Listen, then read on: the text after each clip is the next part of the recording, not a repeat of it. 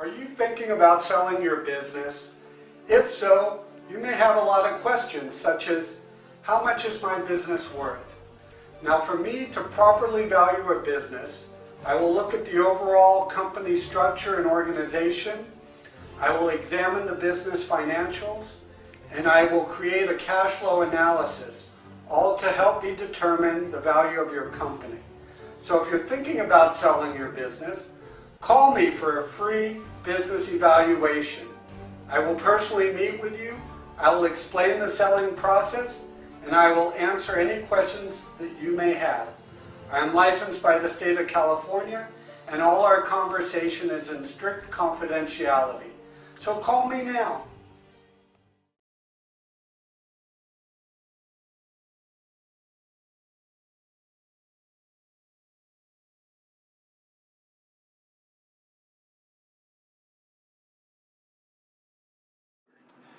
Well, unfortunately and quite suddenly, my sister passed away last November. And in meeting with her attorney and trying to tie up the loose ends of her estate, and part of which was a business that she owned, her attorney suggested Robert to me under Banner Business Sales. And I was happy to have someone to help direct me through the process, because the family did not want to retain the business or operate it.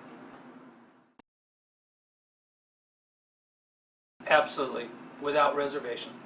I think that it doesn't necessarily matter what kind of a business it is, but the ability for him to step in and handle things for someone who's obviously a neophyte, don't know what they're doing, is very, very much appreciated. Absolutely. It can be very complicated. It kind of reminded me in some ways of a real estate escrow. There are a lot of steps and a lot of components, a lot of moving parts there in the sale of a business that I, frankly, had no experience with or awareness of. And without Robert's help, probably couldn't have achieved it. But in terms of the process and the realities of going through a sale and, kind of orienting someone like me to what you think something's worth versus what someone will pay for it, I was very patient in going through that and talking about how when we find a buyer, there's due diligence to do, there's an escrow process, and all of those detailed steps, which thankfully I didn't have to worry about, and Robert was able to handle. Absolutely. I think without Robert's active involvement in that, there would not have been a sale. I think that any potential deal would have fallen through because he really was the glue that held it together, whether it was talking to a landlord, the potential buyers, holding the hand of the seller, working intimately with the staff at the business, was absolutely critical to making that happen.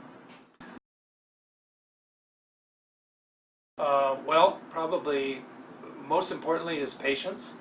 I've already spoken about his experience, so he'd been down this road before numerous times, but having patience with, well, the first group looked like they liked it, but then they backed away. Then there were other people, then evaluating other buyers that really either weren't serious buyers or didn't know what they were getting into, which wouldn't have resulted in a good relationship or a good marriage, if you will.